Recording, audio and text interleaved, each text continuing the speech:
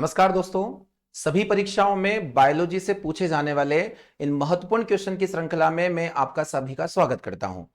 मैं अरुण यादव आज फिर मैं लेकर आया हूं बायोलॉजी के महत्वपूर्ण क्वेश्चन का पार्ट नंबर 10। आज हम कवर करने वाले हैं पार्ट 10 को, जिनमें बहुत ही इंपॉर्टेंट क्वेश्चन मैंने इन्वॉल्व रखे हैं। आप इन्हें ध्यान से पढ़ें।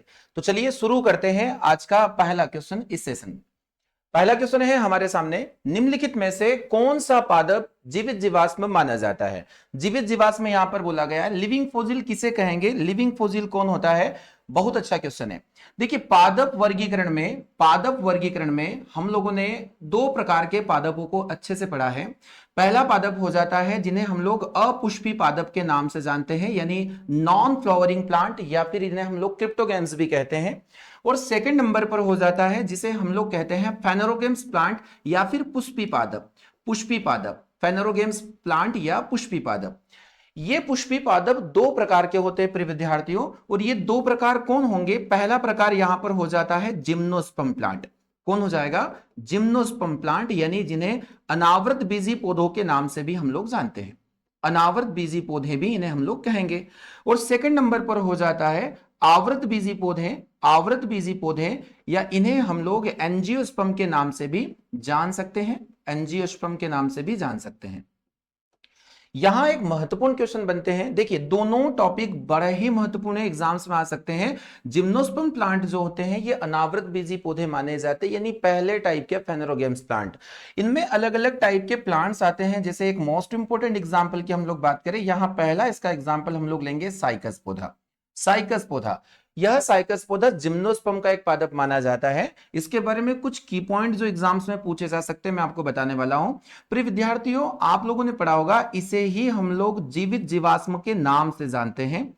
जीवित जीवाश्म के नाम से इस पौधे को हम लोग जानते हैं, क्योंकि यह वर्तमान में जीवित अवस्था में भी है और इसके जीवाश्मों की प्राप्ति भी हमें हो सकती है।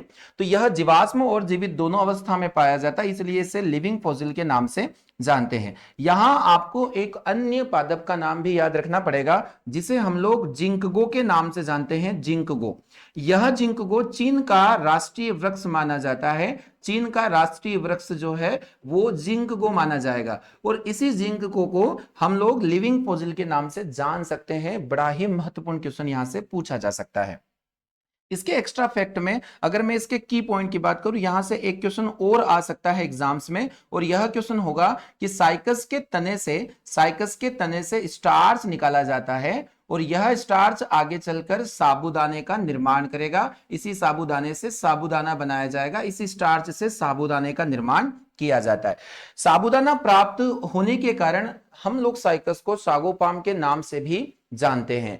यहां एक सहजीवी संबंध होता है। कमेंट बॉक्स में आप मुझे इसका जवाब देना है। साइकस किसके साथ, किस सूक्ष्म जीव के साथ अपना सहजीवी संबंध बनाता है। बड़ा ही महत्वपूर्ण क्वेश्चन हो सकता है। साइकस का एक संबंध होता है जिसे सिम्बायोटिज्म हम लोग कहेंगे। किस माइक्रो ऑर्गेनिज्म के साथ में साइकस का यह सहजीवी संबंध होगा।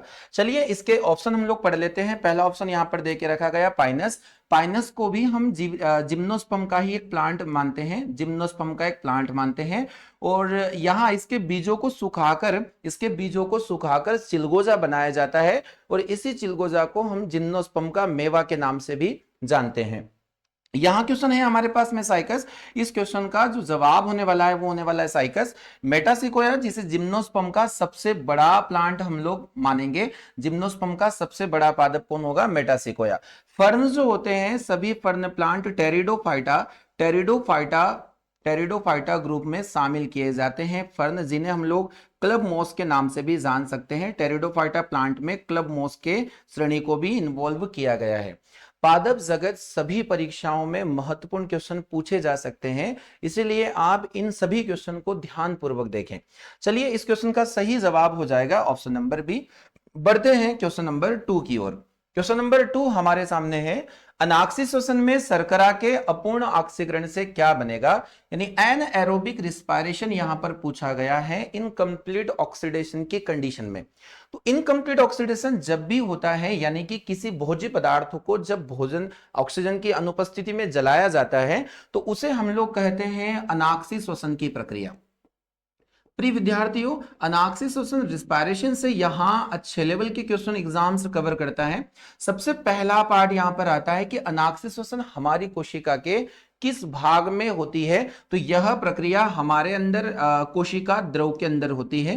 कोशिका द्रव साइटोप्लाज्म, साइटोप्लाज्म के अंदर ये कंप्लीट होने वाली प्रोसेस होती है। इसे हम लोग ग्लाइकोलिसिस प्रोसेस के नाम से भी जानते हैं या ग्लाइकोलिसिस प्रक्रिया।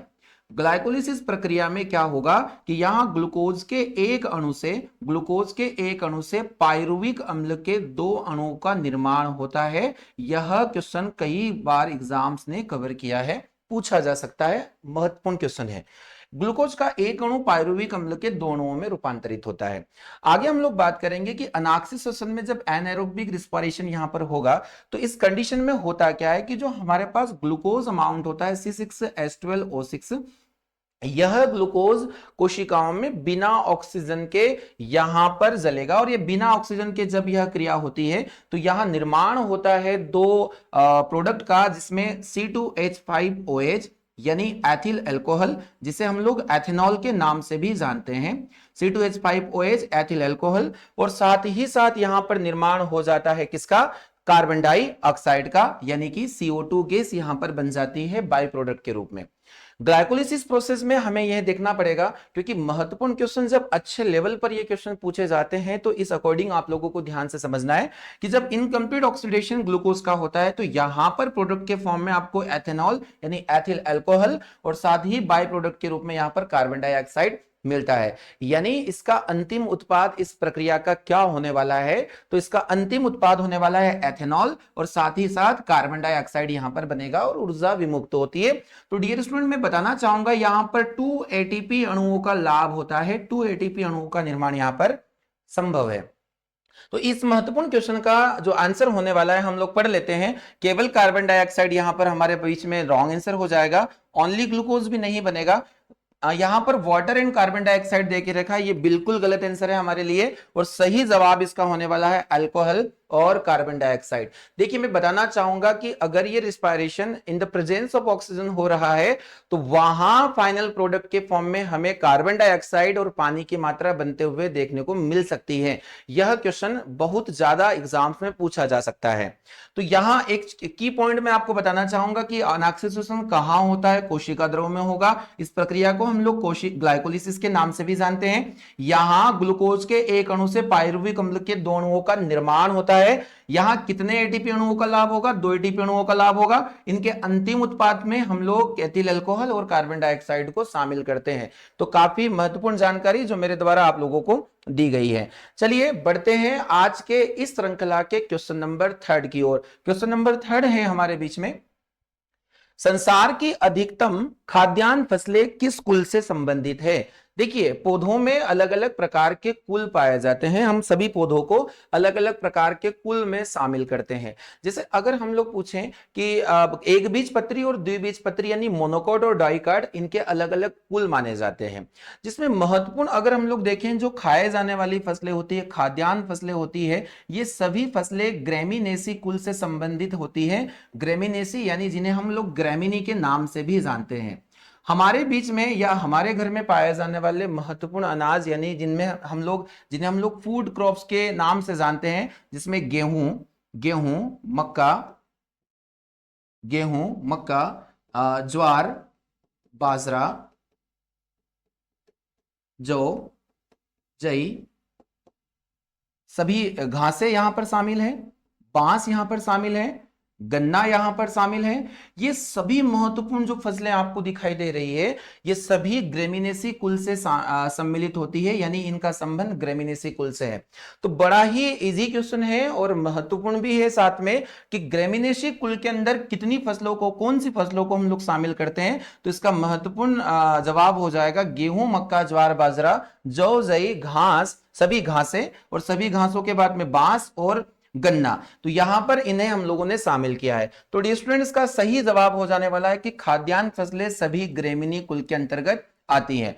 कमेंट बॉक्स में जाकर आपको यहां एक क्वेश्चन मिल रहा है कि आपको इन सभी कुल के दो दो पादप, मुझे दो दो प्लांट के नेम यहां पर बताना है। सोलेनेसी से कौन कौन सी दो महत्वपूर्ण फसलें हैं जो शामिल है, यहां सोलेनेसी हो जाएगा, लेगुमिनेसी हो जाएगा और क्रूसीफेरी हो जाएगा। इसका जवाब आप मुझे कमेंट बॉक्स में जाकर दीजिएगा।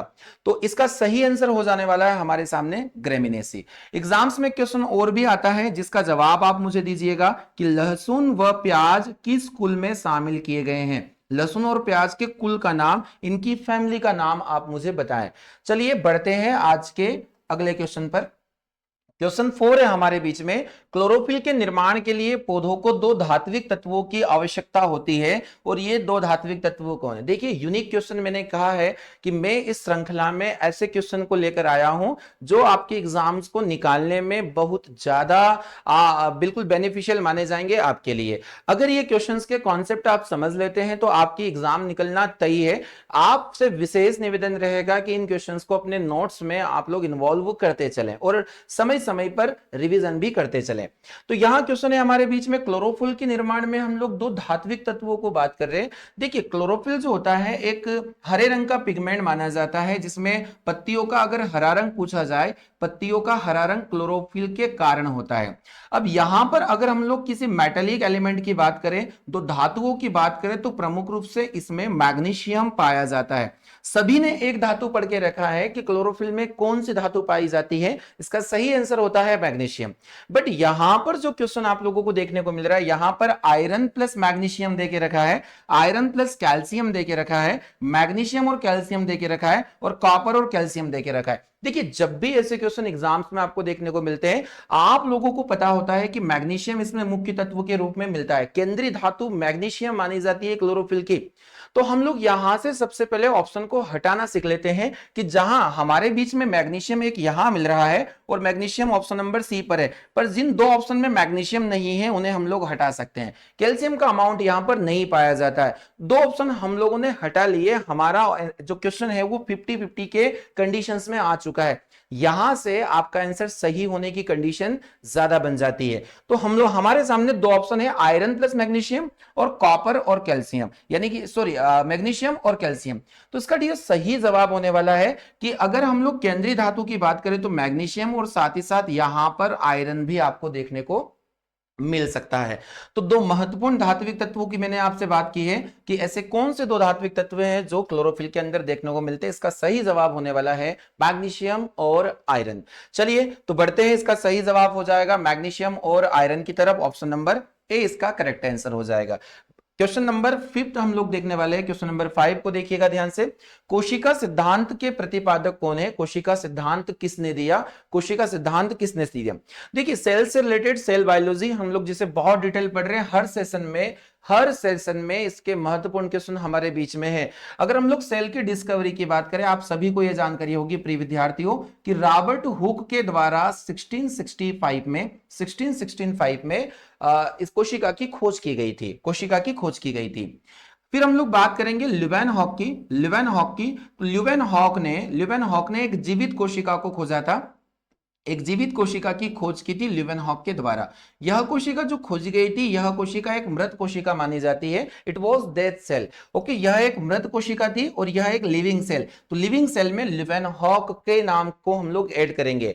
आगे हम लोग बात करेंगे 1832-33 ईयर की। तो यहां सबसे पहले क्या हुआ था कि कोशिका के अंदर एक यूकैरियोटिक सेल होती है, सुकेंद्र की कोशिका, जिसमें विकसित कोशिकांग माने जाते हैं। तो यहां सबसे पहले केंद्रक की खोज की गई थी, केंद्रक की खोज की गई थी। और केंद्रक की खोज किसके द्वारा की गई थी? तो प्रिय विद्यार्थियों रॉबर्ट ब्राउन नामक वैज्ञानिक के द्वारा 1832 में केंद्रक की खोज की गई।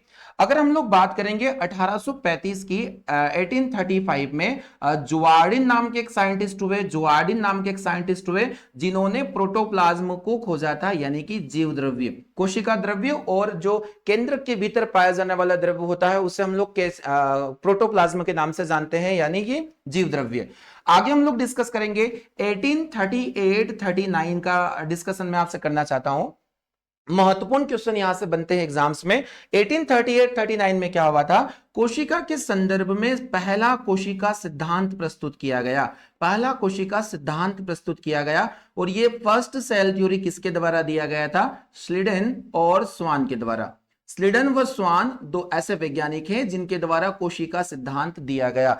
तो पहली बार यहां पर कोशिका सिद्धांत किसने दिया था, स्लीडन और स्वान ने। यहां से क्वेश्चन और बन सकता है प्रिय विद्यार्थियों, जिसका जवाब आप मुझे कमेंट बॉक्स में देना है कि मॉडर्न सेल थ्योरी किसके द्वारा दिया गया, आधुनिक कोशिका सिद्धांत किसके द्वारा दिया गया।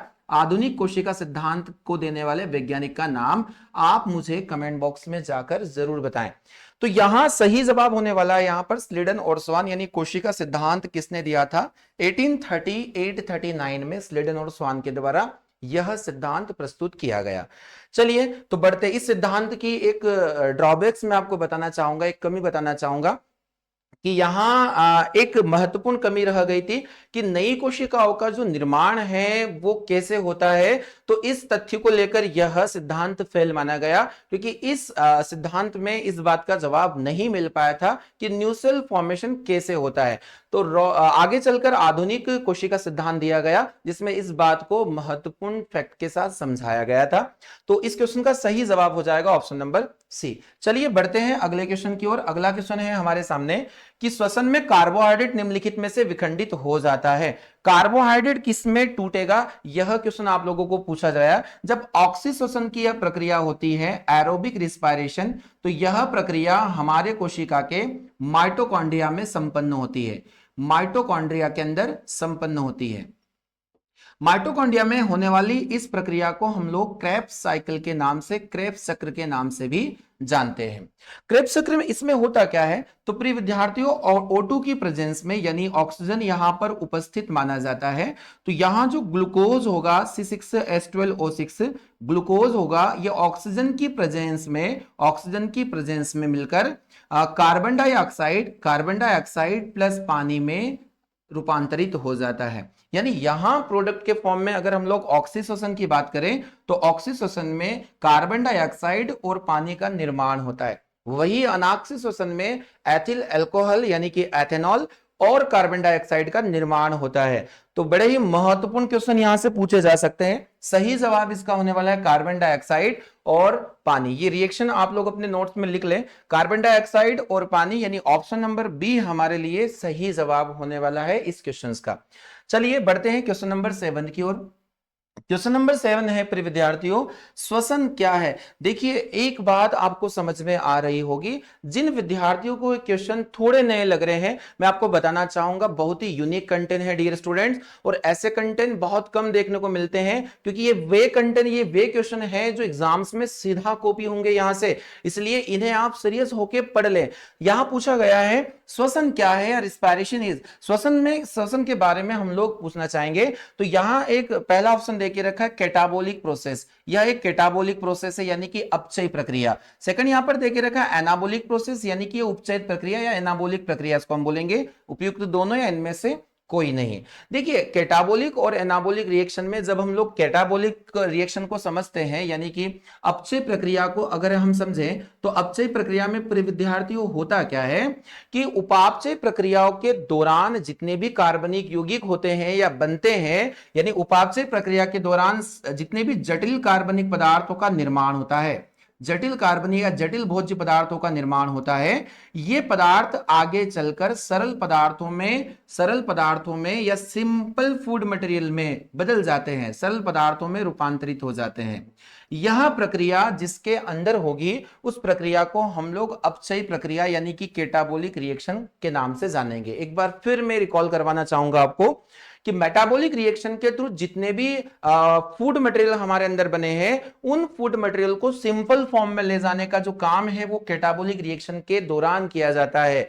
तो यहां जो श्वसन होता है उसके अंदर यही प्रोसेस होती है डियर स्टूडेंट्स, कि जो ग्लूकोज होता है उसका कंप्लीट क्या होगा, कैटाबॉलिक रिएक्शन के थ्रू वह सिंपल मटेरियल के अंदर टूट जाएगा, कन्वर्ट हो जाएगा। तो इसका सही जवाब हमारे लिए हो जाएगा, महत्वपूर्ण क्वेश्चन है, आप इसे नोट कर लें अच्छे से कि श्वसन कौन सी प्रक्रिया है। तो श्वसन एक प्रकार की कैटाबॉलिक रिएक्शन मानी जाती है।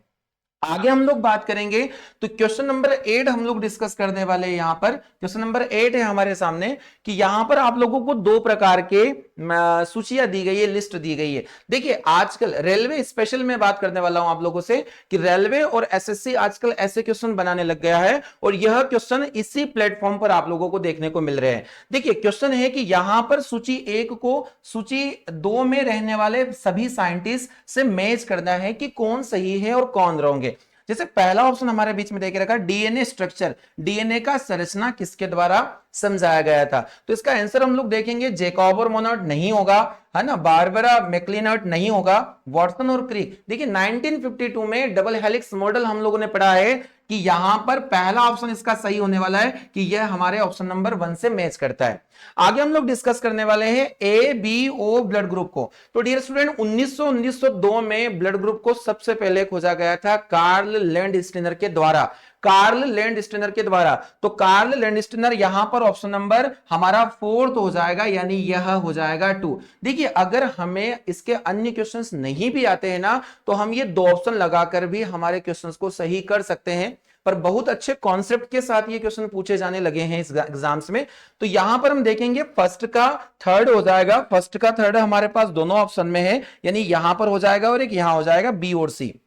अगर हम देखें सेकंड के हमारे पास में आ रहा है, सेकंड का फोर्थ आ रहा है, तो सेकंड का फोर्थ भी डियर स्टूडेंट दोनों में देखे रखा, यानी हमारे हिसाब से ये दोनों भी सही लग रहे हैं। चलिए तो ऑप्शन नंबर सी को भी हमें मैच करना पड़ेगा। तो ऑप्शन नंबर सी यहां पर है जंपिंग जिंग। जंपिंग जिंग थ्योरी किसके द्वारा दिया गया था? तो जंपिंग जिंग थ्योरी की अगर हम लोग डिस्कस करें तो डियर स्टूडेंट्स का सही आंसर हो जाएगा बारबरा मैक्लिनोट। तो मैक्लिनोट ने जंपिंग जिंग का थ्योरी दिया गया था, यानी ये हो जाएगा हमारा थर्ड ऑप्शन। और यहां अगर हम लोग बात करें रेगुलेटिंग जिंग तो जैकब और मोनोट के द्वारा रेगुलेटिंग जिन थ्योरी दिया गया था। तो ऑप्शन नंबर ये हो जाएगा हमारे पास 4। अब जरा देखिएगा हमारे पास क्या बन रहा है, तो यहां हो रहा है फर्स्ट का, यहां 3 हो जाएगा, यानी ऑप्शन नंबर हमारे पास सी इसका करेक्ट आंसर होने वाला है। ऑप्शन नंबर सी बड़ा ही महत्वपूर्ण क्वेश्चन है, ऐसे क्वेश्चन एग्जाम्स में आ रहे हैं, इन्हें आप स्पेशली ध्यान रखकर पढ़ें। तो चलिए इसका सही जवाब सी है। क्वेश्चन नंबर 9 की तरफ हम लोग मूव करेंगे आज। क्वेश्चन नंबर 9 है हमारे पास, प्याज को छीलने या काटने पर आंखों में प्रभुत मात्रा में आंसू आने का प्रमुख कारण क्या होता है? बिल्कुल आसान सा क्वेश्चन यहां पर पूछा गया है, पर ये क्वेश्चन एग्जाम्स में आते हैं। तो प्रिय विद्यार्थियों क्वेश्चन है कि प्याज के को छीलने या काटने पर आंखों में आंसू आने का प्रमुख कारण क्या होता है?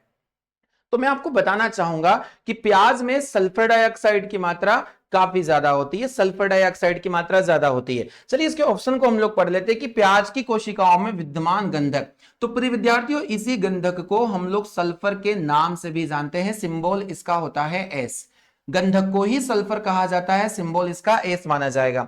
कोशिकाओं में एमिनो एसिड की उपस्थिति, मैग्नीशियम की उपस्थिति और अमोनिया गैस की उपस्थिति। देखिए मैंने कहा है कि प्याज में जब भी कोई क्वेश्चन एग्जाम में आता है तो सल्फर डाइऑक्साइड का अमाउंट प्याज में पाया जाता है और इसी सल्फर या गंधक की वजह से हमारी आंखों में क्या आते हैं? आंसू आते हैं। तो इसका सही जवाब हो जाएगा ऑप्शन नंबर ए। इसे आप ध्यान रखें और बहुत ही महत्वपूर्ण क्वेश्चन ये माने जाते हैं। चलिए बढ़ते हैं क्वेश्चन नंबर 10 की ओर। क्वेश्चन नंबर 10 है हमारे सामने, कोशिकाओं में तत्कालीन ऊर्जा उत्पादन के लिए निम्नलिखित में से क्या लिया जाना चाहिए? अगर हमें सेल्स को सडनली एनर्जी देना है तो सडनली एनर्जी के लिए हमें क्या लेना चाहिए जिससे त्वरित ऊर्जा मिल जाए? तो एग्जाम्स में इसका कई बार क्वेश्चन पूछा गया है। तो प्रिय विद्यार्थियों हमारे सामने कार्बोहाइड्रेट होता है जिसे हम लोग मोनोसेकेराइड कार्बोहाइड्रेट के नाम से जानते हैं। मोनोसेकेराइड कार्बोहाइड्रेट जिसमें हम लोग ग्लूकोज को इन्वॉल्व करते हैं, C6H12O6। ग्लूकोज को हम लोग क्या कहेंगे? तो ध्यान से सुनना, यह अंगूर की शर्करा के नाम से भी जाना जाता है, यानी इसे हम ग्रेप शुगर के नाम से भी जानेंगे। यह अंगूर की शर्करा या अंगूर में मीठापन जो होता है वो ग्लूकोज के कारण होता है। इसी को डियर स्टूडेंट हम लोग ब्लड शुगर के नाम से भी जान सकते हैं, ब्लड शुगर के नाम से भी जान सकते हैं। अगर एग्जाम में पूछा जाता है कि हमारे रक्त में किसकी मात्रा उच्च हो जाने से मधुमेह या डायबिटीज नामक रोग होता है, तो वह सही आंसर होने वाला है हमारे पास में ग्लूकोज। आगे हम लोग बात करेंगे कि जो ग्लूकोज होता है वो इंस्टेंट एनर्जी प्रोवाइड होता है, यानी त्वरित ऊर्जा हमारे अंदर प्रदान होती है।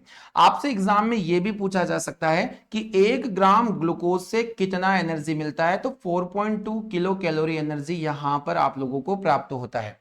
और सडनली अगर एनर्जी चाहिए होता है तो हमें ग्लूकोज का सेवन करना पड़ेगा। यह एक प्रकार का मोनोसेकेराइड है। ग्लूकोज अपने कई इकाइयां मिलकर सुक्रोज को, उसके बाद लेक्टोज को, माल्टोज को, गैलेक्टोज सभी का निर्माण यहां पर करता है। तो यहां सही जवाब डियर हो जाएगा हमारे लिए ग्लूकोज, यानी तत्कालीन ऊर्जा के लिए हमें क्या खाना चाहिए, ग्लूकोज का सेवन करना चाहिए। तो अच्छा क्वेश्चन है हमारे बीच में। क्वेश्चन नंबर 11 को हम लोग टारगेट करेंगे। क्वेश्चन नंबर 11, लाइकेन एक प्रकार का द्वैत पादप है जो विभिन्न वर्गों के पौधों के सहजीवी यानी सिम्बायोटिज्म साचरी से बनता है। यह किन 2 वर्गों के पौधों से प्राप्त होता है? लाइकेन का नाम सभी ने सुना होगा। लास्ट एनटीपीसी एग्जाम्स ने इसको टारगेट किया था कि इससे प्राप्त होता है लिटमस। चलिए मैं इसको विस्तृत समझा देता हूं।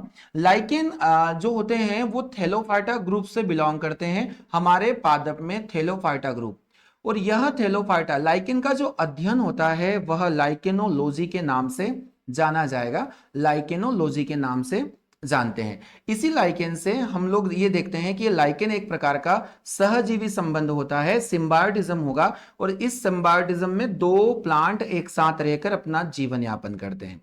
लाइकेन में शैवाल और कवक एक साथ रहकर अपना जीवन यापन करते हैं। ये दोनों एक दूसरे की मदद करते हैं। यहां शैवाल फोटोसिंथेसिस करने के लिए रिस्पॉन्सिबल माना जाता है, वही कवक वायुमंडल से नमी को अवशोषित करके फोटोसिंथेसिस करवाने में मदद करता है।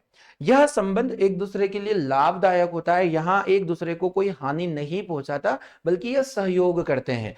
तो क्वेश्चन यहां पर आ रहा है कि शैवाल और कवक के इस संबंध को हम लोग लाइकेन के नाम से जानते हैं। लाइकेन थैलोफाइटा ग्रुप से बिलोंग करते हैं, जो पादप समुदाय का सबसे बड़ा ग्रुप माना जाता है। इसका अध्ययन लाइकेनोलॉजी होगा। यह एक सहजीवी संबंध है। एक महत्वपूर्ण क्वेश्चन यहां से पूछा जाता है कि लाइकेन को हम प्रदूषण सूचक के नाम से भी जानते हैं, प्रदूषण सूचक के नाम से भी जानते हैं। और यह वायुमंडल में सल्फर डाइऑक्साइड की मात्रा अगर बढ़ जाए, वृद्धि हो जाए, तो वहां ये अनुपस्थित कर लेते हैं अपने आप को, या एब्सेंट कर लेते हैं, यानी इनका वहां पर जो नंबर है वो नहीं पाया जाता है। तो इन्हें हम लोग पॉल्यूशन इंडिकेटर के नाम से भी जानते हैं। सल्फर डाइऑक्साइड का ये डिटेक्ट करने का काम करेंगे। तो डियर स्टूडेंट, काफी महत्वपूर्ण क्वेश्चन है लाइकेन से रिलेटेड, और लाइकेन से ही हम लोग देखेंगे कि लिटमस की प्राप्ति होती है। और इस लिटमस का लास्ट एनटीपीसी क्वेश्चन एग्जाम्स ने कवर किया था, ओरिजिनल कलर क्या होगा। तो इसका ओरिजिनल कलर या प्राकृतिक रंग बैंगनी माना जाता है। क्या माना जाता है प्रिय विद्यार्थियों? बैंगनी रंग। तो यह महत्वपूर्ण क्वेश्चन है। तो यहां सही जवाब होने वाला है हमारे पास शैवाल और कवक। शैवाल और कवक यानी कि एल्गी एंड फंगस, है ना। आगे हम लोग बढ़ते हैं क्वेश्चन नंबर 12 की तरफ। क्वेश्चन नंबर 12 है हमारे सामने, एलिसा परीक्षण किसके लिए निर्देशित किया जाता है? एक जांच का महत्वपूर्ण क्वेश्चन हमारे बीच में है कि हमारे शरीर में अलग अलग विकारों का पता लगाने के लिए अलग अलग प्रकार की जांचें उपयोग की जाती है। यहां पर पूछा गया है एलिसा टेस्ट। तो डी स्टूडेंट मैं बताना चाहूंगा, जो एलिसा नाम की जांच है, इस एलिसा नाम की जांच को किसको टेस्ट करने के लिए किया जाता है? तो डी स्टूडेंट मैं बताना चाहूंगा, यह एक प्रकार के एड्स की जांच होती है। एड्स की जांच होती है। एड्स की जांच को हम लोग एलिसा ही कहते हैं, एक्वायर्ड इम्यूनोडिफिशियंसी सिंड्रोम। यह जो रोग है यह एक वायरस से होने वाला रोग है। यौन संक्रमित बीमारी होती है, यौन संक्रमित बीमारी होती है। और किस वायरस का जो नाम है वो हो जाएगा HIV, ह्यूमन इम्यूनो वायरस, जो हमारे इम्यून यानी कि प्रतिरक्षा प्रणाली को, प्रतिरक्षा तंत्र को प्रभावित करता है। तो यह क्वेश्चन हो जाएगा एलिसा कैसी जांच है? तो एलिसा जांच हो जाएगी एड्स की जांच। देखिए काफी जांचें हैं, जैसे ECG जांच होती है, इलेक्ट्रोकार्डियोग्राफ, यह हृदय से संबंधित जांच मानी जाएगी। EEG एक जांच होती है, EEG इलेक्ट्रोइंसोफेलोग्राम, यह जांच मस्तिष्क से संबंधित विकारों का पता लगाने के लिए की जाती है। ऐसे ही और भी जांच होती है, जैसे LFT जांच होती है। और LFT में हम लोग लंग्स फंक्शन टेस्ट या फिर लिवर फंक्शन टेस्ट, यानी यह यकृत और फेफड़े दोनों से संबंधित जांच होती है। तो डी स्टूडेंट मैं एक जांच आप लोगों को यहां क्वेश्चन देने वाला हूं कि एक जांच का नाम आपको हमें बताना है कि ऑटो एनालाइजर। ऑटो एनालाइजर नामक टेस्ट किससे संबंधित है, इसमें किस प्रकार के विकारों का पता लगाया जाता है। यह एक जांच है ऑटो एनालाइजर जिसमें किस प्रकार के विकारों का पता लगाया जाता है। तो काफी महत्वपूर्ण क्वेश्चन है, एड्स किस वायरस से होता है, तो HIV वायरस से होता है। तो यहां सही जवाब हो जाने वाला है हमारे बीच में एड्स, है ना, कि एलिसा एड्स की एक जांच होती है। चलिए बढ़ते हैं अगले क्वेश्चन की तरफ। अगला क्वेश्चन है क्वेश्चन नंबर 13। प्रायः किस जीव को किसान का अच्छा मित्र कहा जाता है, फ्रेंड ऑफ फार्मर। देखिए बहुत इजी क्वेश्चन लग रहा है आपको, बहुत इजी क्वेश्चन है, काफी एग्जाम्स में ये पूछा जा चुका है। इसका सही जवाब होता है प्रिय विद्यार्थियों केंचुआ। केचवा, चलिए केचुए के बारे में कुछ जानकारी मैं आपको देना चाहूंगा कि जो केचवा होता है उसका वैज्ञानिक नाम, जीव वैज्ञानिक नाम क्या होता है, तो प्रिय विद्यार्थियों पूछा जा सकता है। इसका बायोलॉजिकल नेम हो जाएगा फेरेटिमा पोस्थुमा। फेरेटिमा पोस्थुमा किसका नाम होगा, यह बायोलॉजिकल नेम होता है केंचुए का, यानी अर्थवॉर्म का। आप लोगों ने देखा होगा कि जो केंचुआ पालन होता है, केंचुआ पालन किसमें किया जाता है, तो केंचुआ पालन हम करेंगे वर्मी कल्चर में। कहां करेंगे प्रिय विद्यार्थियों, वर्मी कल्चर के अंदर। देखिए केचुए को किसानों का दोस्त बोले जाने का प्रमुख कारण क्या होता है, तो इसका प्रमुख कारण होता है प्रिय विद्यार्थियों, ऐसा माना जाता है कि अगर यह मिट्टी खाता है और मिट्टी ही निकालता है, तो मिट्टी जब ये अपनी आहार नाल से गुजारेगा तो यह मिट्टी अत्यंत मुलायम हो जाती है और यह फसलों के लिए बहुत अच्छे से उनको जर्मिनेट करने और उन्हें अच्छी उत्पादकता के लिए जानी जाती है। एक प्रक्रिया जिसके तहत ये सारी चीजें होती है, इस प्रक्रिया का नाम हम लोगों ने नहीं सुना है। चलिए इस क्वेश्चन को आप ध्यान से पढ़िएगा कि किस प्रक्रिया के दौरान ऐसा होता है। तो एक प्रक्रिया में पढ़ाने वाला हूं, कास्टिंग प्रक्रिया। कास्टिंग प्रक्रिया क्या होती है डियर स्टूडेंट, तो मैं बताना चाहूंगा कि इस प्रक्रिया के दौरान केचुआ मिट्टी को खाता है और उन्हें ऐसे छोटे छोटे गोलियों के रूप में, छोटी छोटी गोलियों के रूप में निकालता है। और ये गोलियां बहुत ही सॉफ्ट और मुलायम होती है, इनकी उर्वरा शक्ति बहुत ज्यादा होती है। तो एग्जाम्स में क्वेश्चन आता है कि कास्टिंग प्रक्रिया में कौन सा जीव भाग लेता है, केचुए से ऐसे क्वेश्चन भी पूछे जा सकते हैं। तो इसका सही जवाब होने वाला है केचुआ। कास्टिंग प्रक्रिया केचुए के द्वारा की जाएगी। मेरा आपसे एक क्वेश्चन रहने वाला है कि केचुआ हमारे जंतु जगत में किस संघ से सम्मिलित है या किस संघ से बिलोंग करता है, कमेंट बॉक्स में जाकर आप मुझे इसका जवाब दीजिएगा। तो यहां क्वेश्चन नंबर 13 का सही जवाब होने वाला है ऑप्शन नंबर ए। चलिए बढ़ते हैं क्वेश्चन नंबर 14 की ओर। क्वेश्चन नंबर 14 है हमारे सामने, शरीर में निम्नलिखित में किसके अधिकता से हृदयाघात हो जाता है। हार्ट अटैक आना शरीर में किसकी अधिकता का प्रमाण है, तो यह हो जाता है, देखिए यहां ऑप्शन दिया है ब्लड यूरिया। ब्लड यूरिया, जब शरीर के अंदर यूरिया की मात्रा बढ़ जाए, यूरेमिया नाम का डिसीज हो जाता है, यूरेमिया नाम का रोग। यहां पर एक क्वेश्चन है हमारे बीच में, कोलेस्ट्रॉल, रक्त प्रोटीन या फिर आ जाएगा रक्त शर्करा।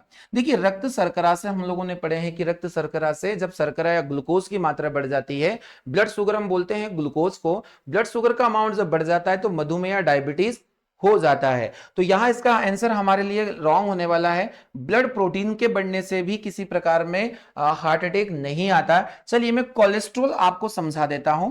हमारे हृदय में क्या होता है, देखिएगा ध्यान से, हृदय में रक्त की आपूर्ति करने वाली धमनी का नाम क्या है, हृदय में रक्त आपूर्ति करने का नाम क्या है। देखिए हृदय से अलग अलग शरीर के अंगों तक रक्त को ले जाने वाली अलग अलग धमनियां होती है। इसी में एक धमनी होती है कि हृदय की खुद मांसपेशियों को भी रक्त पहुंचाने वाली धमनी, और इस धमनी का जो नाम है वो है कोरोनरी धमनी, कोरोनरी आर्टरी, कोरोनरी धमनी। तो डियर स्टूडेंट, कोरोनरी धमनी में जब कोलेस्ट्रॉल की मात्रा हमारे शरीर में बढ़ जाती है, तो कोलेस्ट्रॉल के कारण यहां कोरोनरी धमनी में कई प्रकार के ब्लॉकेज बनना स्टार्ट हो जाते हैं। और यह ब्लॉकेज कोलेस्ट्रॉल के कारण ही बनते हैं जब हम अत्यधिक मात्रा में वसा का सेवन करते हैं। किस प्रकार की वसा का, तो सैचुरेटेड फैट होता है जिसे हम लोग कहते हैं संतृप्त वसा, संतृप्त वसा।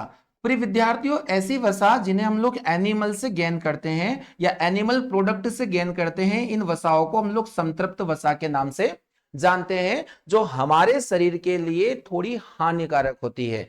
तो उसी में शामिल होता है। तो कोरोनरी धमनी के अंदर ब्लॉकेज हो जाने के कारण हृदयाघात की स्थिति होती है। तो इसका सही जवाब हो जाने वाला है हमारे बीच में कोलेस्ट्रॉल। बिल्कुल सही आंसर होगा कोलेस्ट्रॉल। मूव करते हैं क्वेश्चन नंबर 15 की ओर। क्वेश्चन नंबर 15 है, निम्नलिखित में से कौन सी गैस वायु को प्रदूषित नहीं करती? देखिए कितना महत्वपूर्ण क्वेश्चन है इस सेशन में, काफी महत्वपूर्ण क्वेश्चन को हम लोगों ने इस सेशन में हम लोग डिस्कस कर रहे हैं, जो एग्जाम्स में देखने को मिल सकते हैं। पहला ऑप्शन यहां पर है कि जो पॉल्यूट नहीं करेगी, पहला ऑप्शन है कार्बन डाइऑक्साइड गैस। सेकंड है यहां पर carbon monoxide gas, nitrogen dioxide gas और सल्फर डाइऑक्साइड गैस। यह क्वेश्चन एग्जाम्स में पूछा जा चुका है।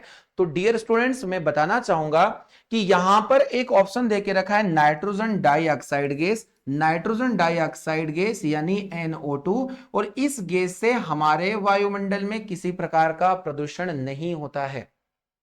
इस गैस से हमारे वायुमंडल में किसी प्रकार का प्रदूषण नहीं होता है। तो इसका सही जवाब होने वाला है ऑप्शन नंबर सी यानी नाइट्रोजन डाइऑक्साइड गैस। चलिए, तो इस क्वेश्चन का हम लोगों ने आंसर देखा है, ऑप्शन नंबर सी हो जाएगा करेक्ट आंसर। क्वेश्चन नंबर 16 पर हम लोग मूव कर रहे हैं। क्वेश्चन नंबर 16 है हाइड्रोफाइट किसे कहते हैं? देखिए प्लांट क्लासिफिकेशन के अति महत्वपूर्ण क्वेश्चन आज के सेशन में आप लोगों को देखने को मिल रहे हैं, आप इन्हें बहुत अच्छे से समझे।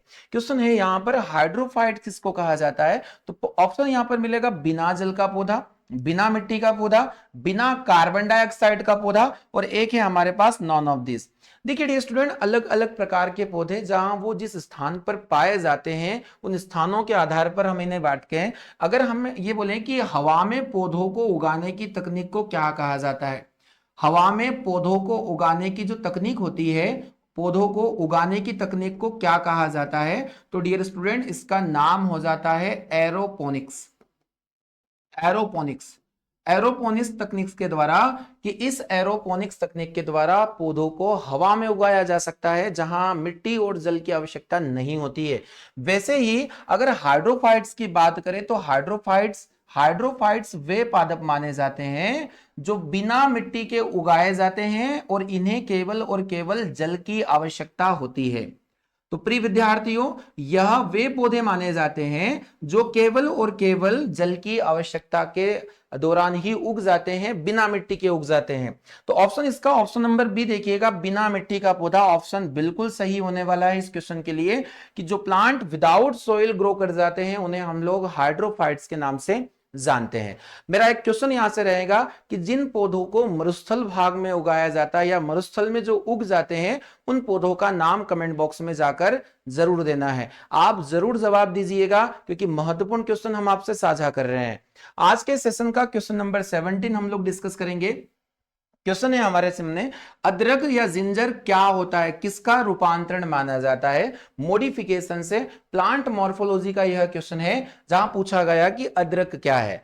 तो डियर स्टूडेंट, मैं बताना चाहूंगा आप सभी को यह जानकारी होगी, अदरक एक प्रकार का तना माना जाता है। अगर हम तनों की बात करें तो तने में अदरक, इसके बाद हल्दी, हल्दी भी एक तना है ना, हल्दी भी एक प्रकार का तना माना जाता है। तो डियर स्टूडेंट, हम बोलेंगे कि इनका रूपांतरण, तनों का रूपांतरण है, तो यहां सही जवाब हो जाएगा स्टेम।